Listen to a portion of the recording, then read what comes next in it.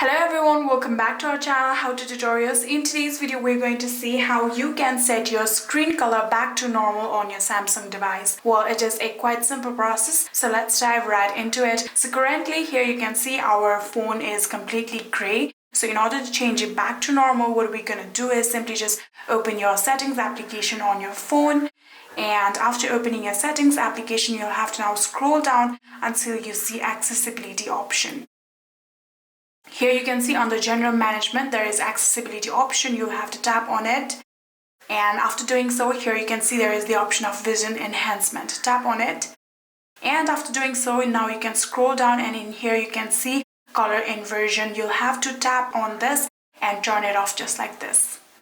And after doing so, here you can see there is another option, color filter. You also have to tap on this, and after doing so, you will have to turn off just like this. After tapping on the toggle button, it has been turned off. Now you can go back, and in here you can see color correction. You can tap on color correction just like this, and in here now you can see there is the option of on. It is currently on, so you'll have to tap on this toggle button just like this and turn it off. Now you can go back and go back to your home page, and you can see your color is back to normal.